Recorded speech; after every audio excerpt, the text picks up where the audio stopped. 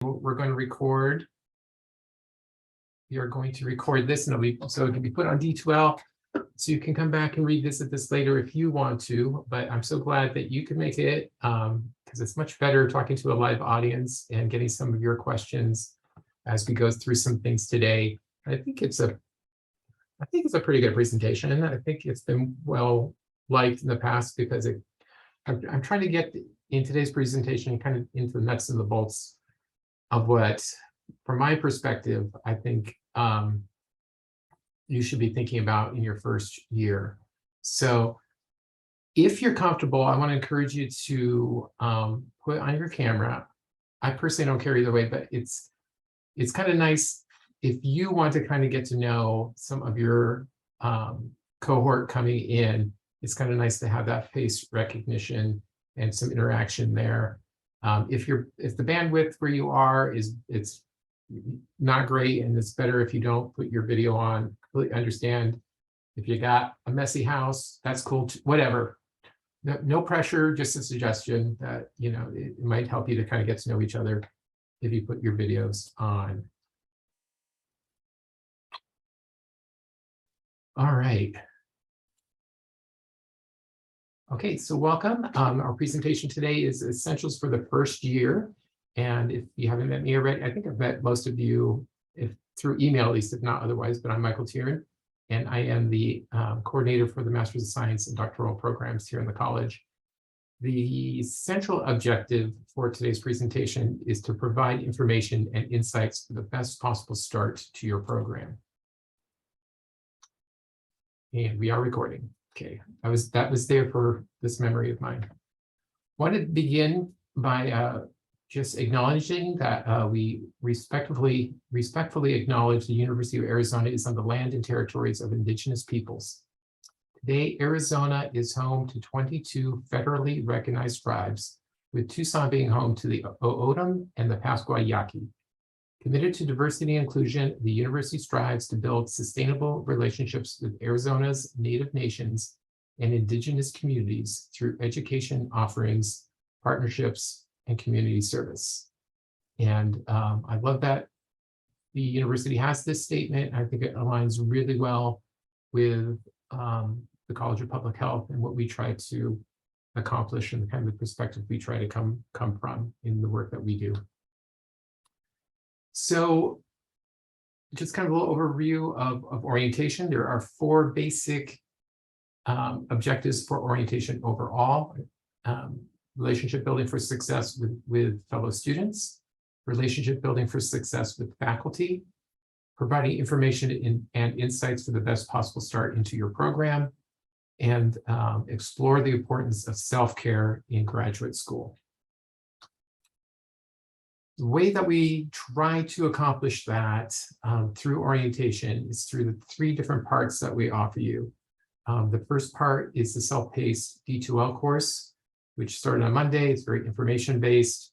You can kind of do it at your own pace because it's not the most exciting of information, but there's some videos there and there's some exercises and some quizzes and things like that hopefully help you to get the information without too much pain. By the way, ask questions as we go through this presentation because it is much better if I'm addressing the things that you want me to address. This is part of part 2. It are these live presentations via Zoom that are also being recorded and put onto the D2l course. These tend to be more skills-based kind of presentations, although there's kind of a lot of information in my presentation today, but we kind of think about this as kind of the more skills-based portion of orientation. And then finally, that August 19th all-day orientation, we really are trying to focus on like insights that you can't get other ways and relationship building. So as researchers, current researchers and future researchers, your relationship building skills, your ability to network is really important. And so we concentrate that Friday on building relationships among yourselves, with our continuing students, with staff, and also very importantly with our faculty. So that's the focus of that day. So that's kind of where we were coming from, and that's kind of how we structured things around those kinds of objectives. So I sent out an optional survey to you all, just asking you, what do you want to get out of orientation? Because we want to think about what your objectives are, and because that makes it more meaningful. So the questions that we asked in that survey are the ones you see here. What's the best thing that could happen to you in the coming year? What is your biggest worry about the next year? How do you hope your experiences earning your next degree will be different from the last? What would you like to know about your program faculty and or fellow students? Which do you prefer, the mountains or the beach? And is there anything else you'd like to know? So number 5, just a little teaser there. Of all the incoming students, including the MPH students, it was about 56%, I think, that preferred the beach, which, by the way, is 4 hours away. If you head into Mexico to Rocky Point, 6 hours to San Diego. And the other 44% prefer the mountains, which are in every direction from Tucson. We're surrounded by mountains. You can be up at 9,000 feet in about an hour from this, if you leave from the center of Tucson. That's Mount Lemmon. There's actually a ski slope up there that some winters you can actually ski at. So, but anyway, among us though, among the group here, about 75% of you prefer the mountains, which is kind of interesting because it was flip-flopped.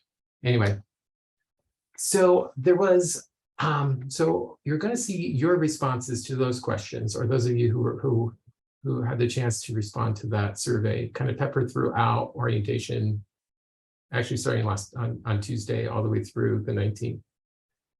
So one of the responses that I got back when I asked anything else, so I should preface this. I try not to ask questions unless I'm prepared for any answer. That's just kind of a life rule for me, is, don't ask something if you don't want to know the answer.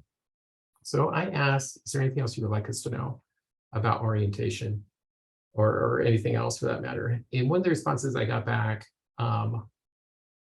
was questioning the wisdom of an 8-hour in-person orientation on Friday the 19th, which I think is a really valid and important sentiment, and maybe one that some other people have as well. So I wanted to take at least 45 seconds to talk about that. Yeah, we're asking a lot from me from orientation, through all those 3 different parts. It does take a commitment. It does take some of your time. I hope it's all really useful. I mean, where I'm coming from is not a place of where I want to put out extra hoops for anyone or make things any harder for you than they are, because you do have some challenges coming forward. My job is to make it easier for you, to help you and support you. So orientation is built to give you, hopefully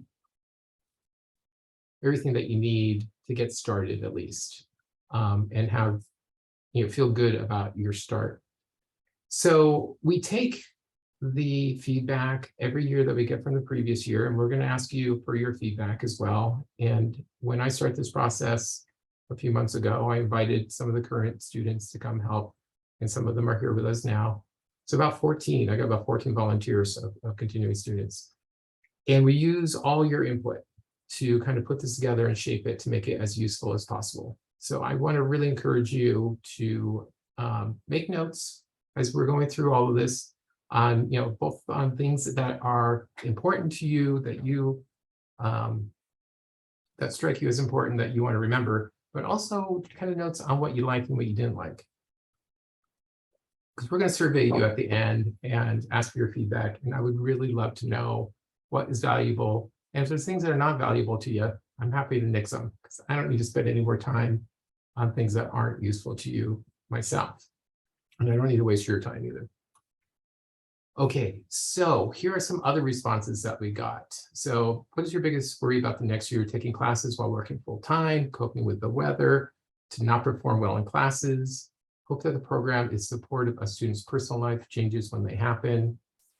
And then from how do you hope your experience earning your next degree will be different from the last? I expect it to be more stressful. All of those are really This is not all of them. This is just some that I cherry picked out because I think they spoke to kind of some angst about the coming year. And, and that's all valid. You're coming into a new experience. Some of you are relocating from out of state or out of country. So it's kind of a big deal, and it is going to be different. And I don't know if your next degree is going to be more stressful. It may or may not be. I don't know what your last experience was like, but it's going to be stressful. There's always stress. It's going to be stressful in a different way for sure. So I just want to do a little exercise with you first. And if you wouldn't mind using your chat functions, and think about this question: who or what makes up your personal support system? So if you want to just take a minute to think about that, a few seconds, and then if you're comfortable, it'd be great if you could put some of your thoughts into the chat.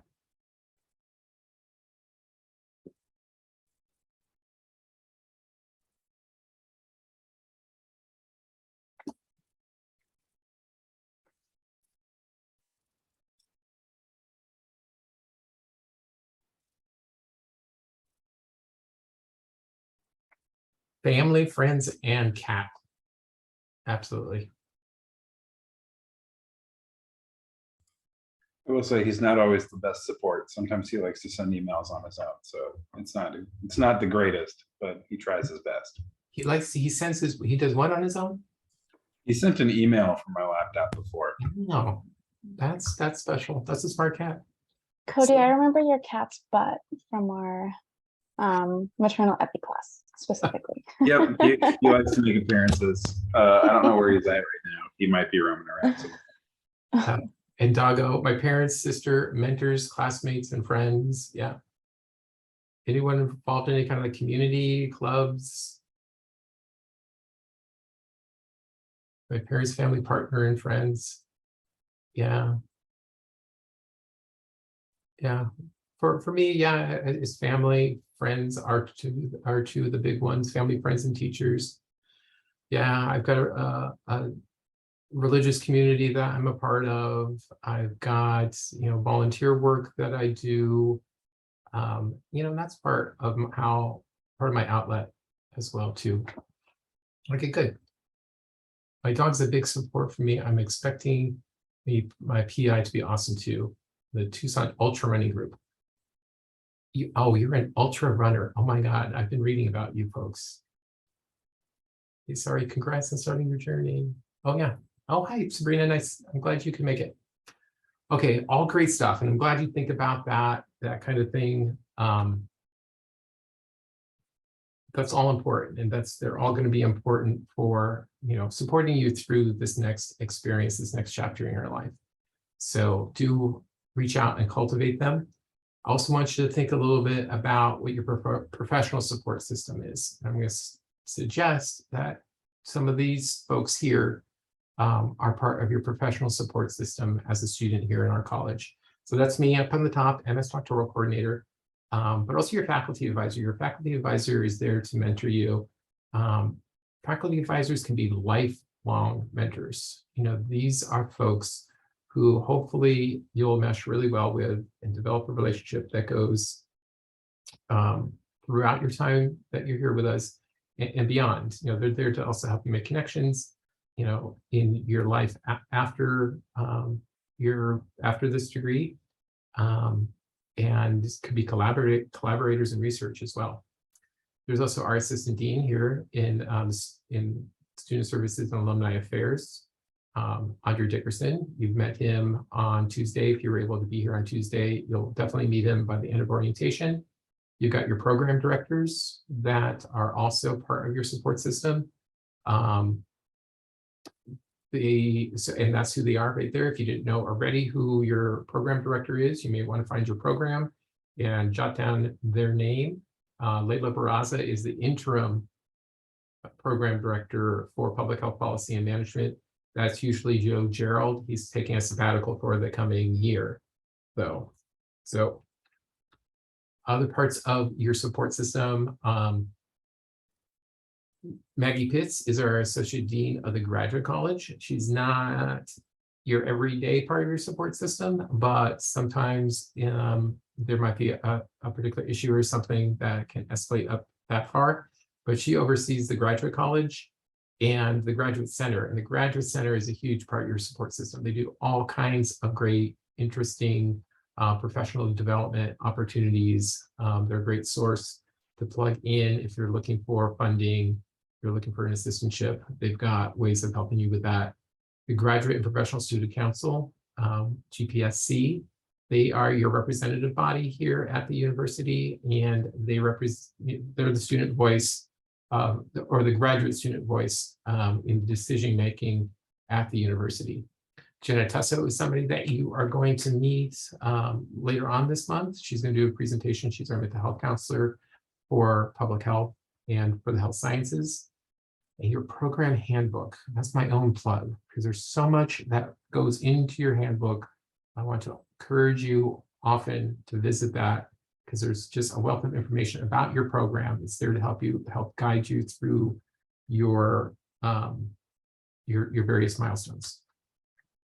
So a little bit about me. So that's the Office of Student Services and Alumni Affairs. Group of us, as of last October, it's actually changed a little bit since then, but it's a great group of people who are very enthusiastic about supporting students. Part of my role here is I'm an MS doctoral coordinator, but I'm also the certificate coordinator. I also work with non-degree seeking students and doctoral minors. I've got quite a few programs and students in lots of different places doing lots of different things. I was just doing a rough count, it's about 180 between all of those different things. And I'm involved in somewhat in recruitment and admissions all the way through graduation requirements. It's my suggestion that you all come to me. I'd love to see you at least once a semester. Some folks like Cody like to stop by more often, and that's awesome because part of our office just moved to the first floor. So I'm up on the third floor of Drachman, and there are some days I am the only one up here in this big suite. So if you are in the building, come by and see me in 302 and just say hello. Feel free to drop in. You know, if I'm not in the middle of a meeting with somebody else or a Zoom meeting, you know, I'm happy to take a few minutes to talk with you. So please think about coming by and seeing me. But at least once a semester, just to kind of check in, but definitely 4 to 6 months before you hit some major milestones, particularly your comprehensive exams, your thesis defense, or your dissertation defense. Definitely want to sit down with you, go over the various, there's just a lot of paperwork and bureaucracy to deal with at that point. So I just love to kind of like help you to like cut through some of the red tape and some of the hassle of doing that kind of thing. Don't wait for your faculty advisor to send you to me if something is coming up. If you've got questions about policies or processes or procedures, or just how to like tactfully bring up a particular uncomfortable situation, you know, with your faculty advisor or with another faculty or whatever. I may not have genius answers for you, but I've heard quite a lot. I've got 18 years in higher education, 8 in this position. So I've heard quite a lot, and I can share, you know, my experiences and my viewpoint with you that might help you along the way. And also sometimes you need to send your faculty advisor to me, because sometimes they are new to advising, or a particular situation comes up and they don't themselves know how to handle it. I'm a support for faculty as well. So don't hesitate to get me involved if you think I can be of help. I added this bullet for the first time in orientation, which is I'm also a mandatory reporter. I figure I should probably get this out at the front. You know, this doesn't happen a lot. I think it's happened like twice in my 18 years where I have had, Sabrina, you're so sweet, where I've had folks come to me to disclose issues related to sexual harassment and sexual assault. If something like that happens in your world, whether to you or somebody else, or if anybody comes to me and says this sexual assault or this sexual harassment happened, or I'm thinking about suicide, or this other student is thinking about suicide, or I'm thinking about hurting this other person, or this other person might be hurting someone. Those are all things that I have to report if you use a name. So if you're just looking for resources and support to get through a particular situation, you can come to me. We need to talk about things in the abstract, though. You need to come and say, hey, I'm just wondering, where would you go to get support for a friend who might be thinking about hurting themselves, or whatever the situation is. So it's not a huge part of my job. It's something that I have training in. It's something that has come up in the past, but just kind of want to put that out there right from the start. This is a safe place to come and share things. We keep things confidential in this office, but there are some things that I, by law, have to report. So my drop-in hours for the coming semester, this is what I'm planning on doing right now, and this will be part of my signature. Right now, I'm just doing drop-ins on Wednesdays from 9 to 11. But I'm going to add the Thursday 1 to 3 when the semester starts, and those are Zoom. I'm also happy for you to just drop by and ask questions. If I'm available, cool, we'll sit, we'll talk. You guys are my priority. You know, you're taking a little bit of a chance because I might be in a meeting or something. You're also welcome to make appointments. You're welcome to call. You're welcome to send emails, whatever works for you. My job is to be as accessible to you as I can. Okay, so some presentations have like highfalutin quotes from important people. Well, we're on a budget. So here's your important quote for this presentation. Be purposeful and strategic. And you're going to hear me use that phrase throughout orientation, probably. I think you're all very smart, very talented, very driven human beings. And I just want to encourage you to continue to be purposeful and strategic in how you plan, how you move forward. Use orientation, for example, for all that it's worth. You know, get what it is that you want to get out of orientation, for example. Okay, I'm going to start getting into a little bit more of the meat of essentials for the first year now. We're going to go through an overview of milestones to graduation, some advising roles, forms and processes as you get started, handbooks and curriculum guides, and some pertinent policies. Please feel free to ask questions. Okay, so MS folks in the room, here are kind of your bullet point milestones. The ones in bold are the ones that I want you to think about. Actually, the first one I want you to take action on, and the second and third one I want you to be aware of at this point. That first bullet point also applies to all the doctoral students here. That's also going to be your first bullet point on your slide. It's not too early to start to draft a plan of study. You know, your requirements are in the curriculum guide, and they're on our website. You've hopefully been meeting with your faculty advisors. They're your actual academic advisors. So they're the ones who will help you to plan your coursework. Sometimes they punt to me, and that's fine. I'll share with you what I know. But you should be thinking about, you know, if there are graduate level courses that you've already taken because you're a doctoral student, you took things as a master's student, or because you're a master's student and you took some non-degree seeking units or something like that. You want to think about transferring those in now would be good. And I'll explain how you do that in a little bit. When I use the word, people use that word transfer in lots of different ways. When I use it, I'm talking about bringing in units from another institution and making it part of your university record. And then also thinking about course substitutions, which is the way I'm using that term is getting approval from your program to use a formerly taken course as part of your current program. Okay, did I say that all right? Okay, so transfer work is bringing it in from another institution. Course substitution is taking that course and applying it to your current program. Think about selecting committee members. You don't need to select committee members right now, but you're going to start to meet faculty, particularly on the 19th. We're going to have like an hour and 10 minutes, I think, where you're going to meet a ton of faculty. Start thinking about who the people are who are doing really cool stuff or doing things that are like that you want to eventually do, and start like making some notes on who might be some good people to be a part of your faculty. If you're in biostatistics, you need to start thinking about your qualifying exam, not today, but December, January. You're going to want to start thinking about that because you're going to want to take a good part of your spring studying for the qualifying exam. Submitting plan of study, formalizing committees, doing a thesis perspective, thesis, final defense. Don't need to worry about that stuff right now. If you're curious about it, pop open your handbook and read it in there.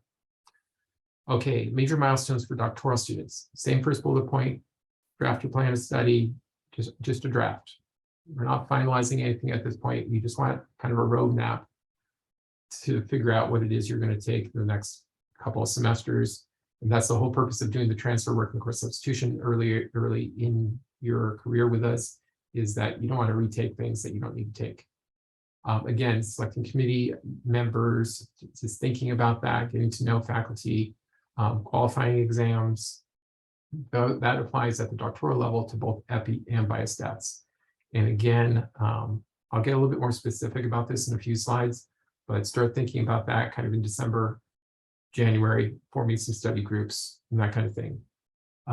Things that okay, if you're coming in with a ton of transfer work, you probably do want to think about choosing your minor sooner than later, because you're going to need courses to take. But every doctoral student at the University of Arizona is required to have a doctoral minor as part of their education with us. The idea there is that research is interdisciplinary. It's becoming more and more interdisciplinary when it's effective. And as a Research One institution, the university is encouraging interdisciplinary study and interdisciplinary work by requiring this minor. So it's a way for you to kind of step out of kind of your own little silo of your own particular program and get some expertise in another area. And excuse me, and public health doctoral students, excuse me, you all are so interdisciplinary just by nature and so all over the place, which is really cool and exciting. I see minors from all over the place, from American Indian Studies to architecture, because you're interested in the built environment impacting health, to GIS, just business, you name it. There's probably a doctoral student doing a minor in that. But enough about that. Submitting your plan of study, don't need to worry about that yet. Some other things, some of your other milestones: research proposal, written comprehensive exams, oral comprehensive exam, your proposal defense, all things you don't have to worry about right now. Proposal defense can move in the order depending upon what program you're in. For some people, it happens before the written exam. For some people, it is part of the written exam. For some people, it comes after the written exam. And for some people, it comes after the oral comes. So it's just different for everybody. Check your handbook. Okay. I kind of flew through that. Any questions about particular milestones? And I'm going to get into a little bit more specifics about the qualifying exams in a moment. And you can unmute too. You don't have to use the chat if you don't want to. I'll keep going, but feel free to put questions in the chat. Okay, so advising roles. So you're going to have lots of different faculty serving in different roles in your time with us. Your faculty advisor, hopefully everybody knows who that is. That's the person who's going to get you started. Sometimes that is the person that continues to be your faculty advisor until you graduate. Sometimes you move and you find another faculty advisor for whatever reason, lots of different reasons. You also have your program director that I mentioned earlier. That's part of your support system. Comprehensive exam committee chair and committee members. Often your faculty advisor becomes your committee chair, but your chair is usually the person who is who you're working most closely with on your research, the research that is going to be part of your thesis or your dissertation, or part of your dissertation, because there is a thesis committee chair too.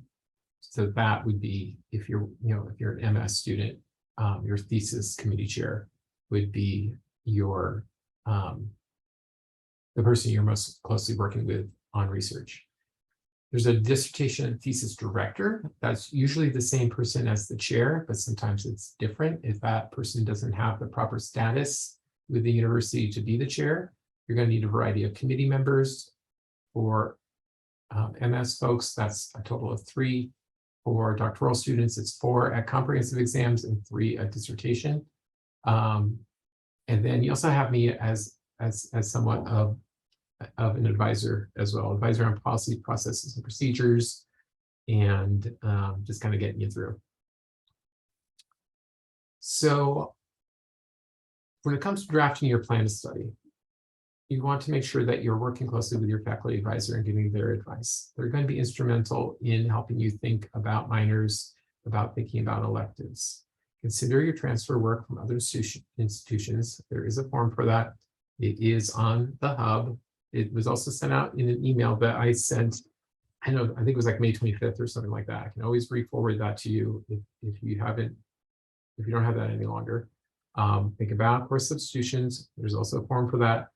These forms are all on the hub. If you don't know what that is yet, it is your student portal on our website. You will be visiting that as part of your D2l coursework for orientation. But read directions on there, follow those closely. Let me know what questions you have. Yeah, think about electives and think about doctoral minors as well. But get at least a draft of the study going. There are some templates. So actually next Thursday, we're going to look at more of this stuff. We're going to actually get on the hub, but there are some templates on the hub for drafting your plan of study as well. Okay, grad path. Grad path.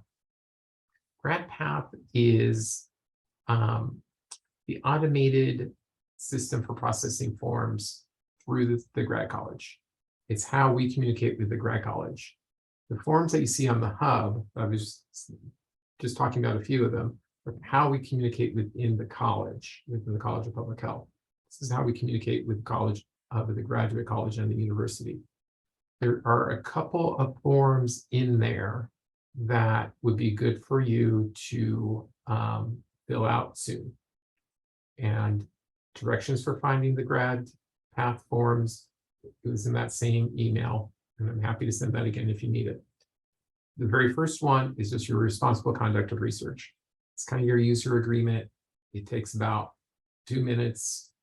If you want to really dive into it, there's you can dive into as much as you want, but basically it's agreeing to be a responsible researcher while you're here. There's also one, the button actually says petition on it, but that's where you'll go to get your transfer credits, to request your transfer credits become part of your university record. So it's through GradPath. You click on the petition button and you'll fill that out for, well, it's under, I think it has a title of transfer credit and then this petition button under that. And you'll fill that out to request that your coursework from at a graduate level from a fully accredited institution that you got at least an A or a B in be transferred in and made part of your permanent record. Some of the other forms that you're going to see on there that you don't need to worry about yet is your official plan of study. We want you to draft an unofficial one, have that as a working document. Eventually, you're going to need to do a formal plan of study. For MS students, that's probably going to be like your 3rd semester. For doctoral students, I recommend doing that this semester before you take your comprehensive exams. So nothing you need to worry about yet. It's also where you'll go to declare your different committees and who are on them. And if you have a need to do any kind of graduate petition where you're asking for a leave of absence or some sort of exception from a university rule, that's another place. That's where you go to do that. Okay, I kind of zoomed through that. Some of this is going to become more clear because I will come back to it next week. But any questions so far here?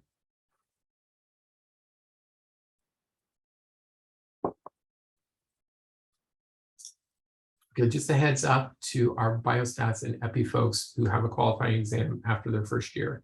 So for MS and PhD biostats folks, to be eligible to sit for the qualifying exam, you need to get A or Bs in those 4 courses. If you are not signed up yet for theory of probability and biostatistics and public health for this coming fall, you probably should, unless you've already taken them already, in which case you'll want to do the course substitution form. You want to transfer them in, do the course substitution form for them. You might think about sitting in on that class, just to keep it fresh in your brain. That's up to you. For PhD epi folks, you've got those 4 courses are the courses that your qualifying exam is going to draw from. So if you've got those done already, great. I would still reach out to the faculty for those folks and see if you can sit in on those courses. A lot of times they can make you a guest in the D2l course, so you don't need to audit it or anything, but you'll have access to their materials and things.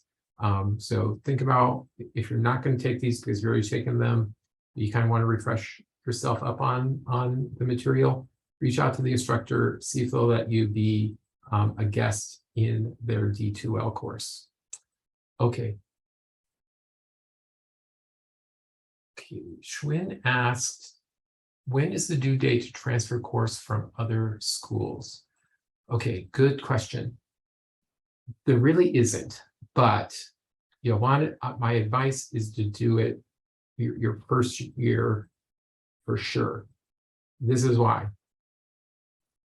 Well, for a couple of reasons. One is because you don't want to take courses that you don't need to take, and you need to get them transferred in and substituted if you're going to not take them.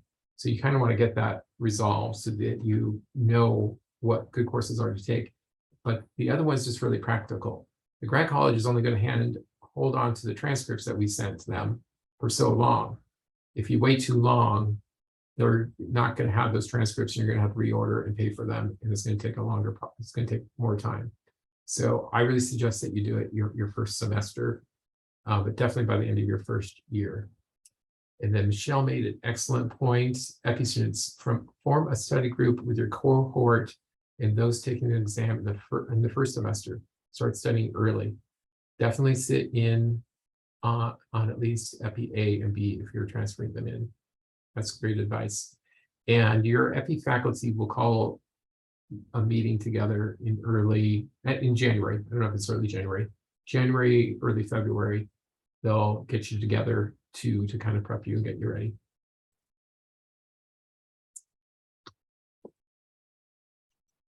Okay. Some other things to just be aware of: annual progress reports. If you are in behavioral health promotion, you are already working on a IDP, an individualized development plan, and are expected to meet with your faculty advisor to go over that in September. If you're not in health promotion sciences, then the process starts in December. Then that starts in December is when, December, sometimes January, depends on how busy the semester is, because our office kicks it off. But this is your opportunity to meet with your faculty and talk about your accomplishments and set goals, and report in on how things are going. So that happens every year. There are some time limitations depending upon what program and what degree you are seeking. Okay, so Pedro asked, what is equivalent to qualifying exams for the rest of PhD concentrations? I don't think there really is. Everyone is going to take a comprehensive exam, whether you're an Epi and Biostats PhD, or you're in environmental health sciences or health behavior health promotions. Comprehensive exams happens towards the end of your coursework. And one of the purposes, depending on what concentration you're in, but one of the purposes for everybody is that it should assess you on your knowledge of the curriculum. So there really is not, so PhD and Biostats, they've got that extra step of a qualifying exam that happens after the first year. The other PhD programs and the DRPH don't need to worry about that. But good question. Okay, let's talk about time limitations. If you're an MS student, you've got 6 years to finish your MS. If that clock starts with the first course you took that you applied to your plan of study.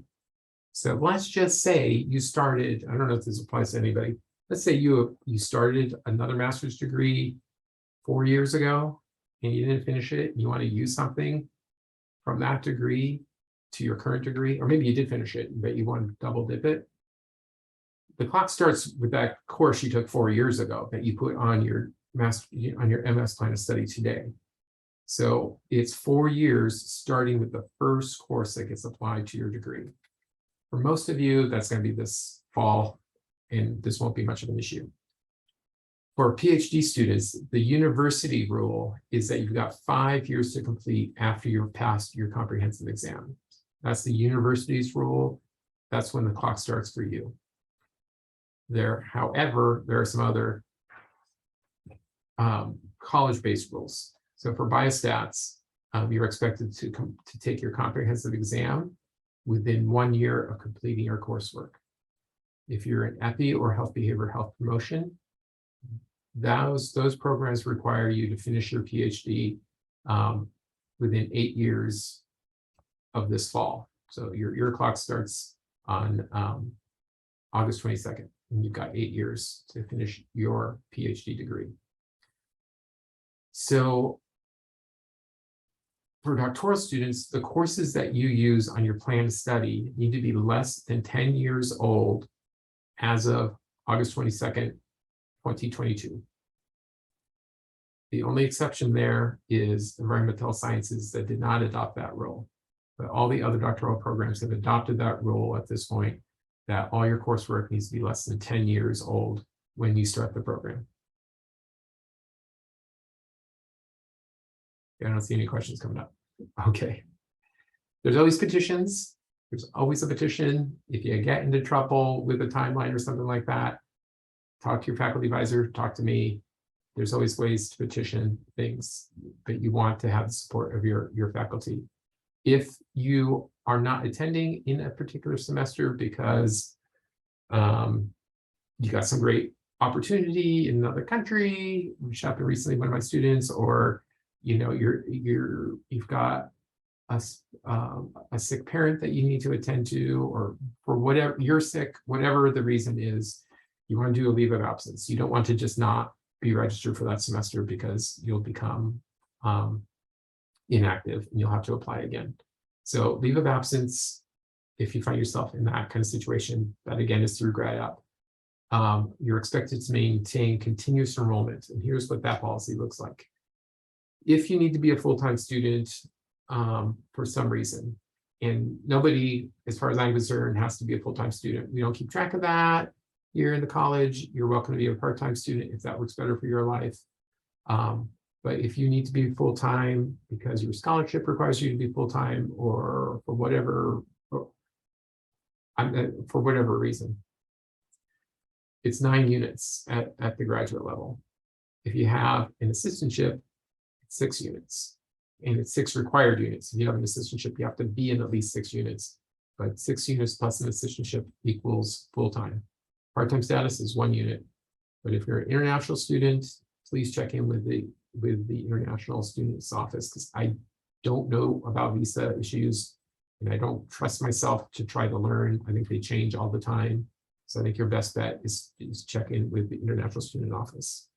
And then otherwise, it's once you become a graduate student with all coursework units completed and steps and milestones completed, except your thesis or dissertation units, you can be at 3 units and be considered full-time. You have an assistant step, it's still 6 units. Once you've completed all your coursework, you can be in 1 unit, but then there's some extra paperwork we need to do to get you required advanced status.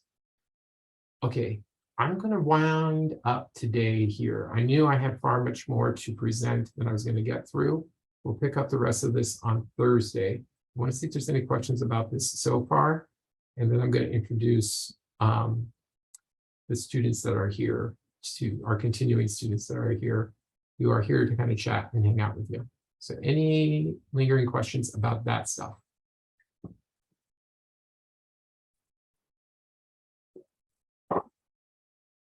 All right. Oh, I was almost done. That was cool. I only had a couple more. I got really close. Okay. Thank you so much for joining me and hanging out with me and going through that. It's so much better talking to live people than just to a camera. And I appreciate all the questions and all the participation. As I hope you know, we have these informal chats set up after all of these presentations on Tuesdays and Thursdays, where you have a chance to hang out with some of our current students and just talk about whatever you want.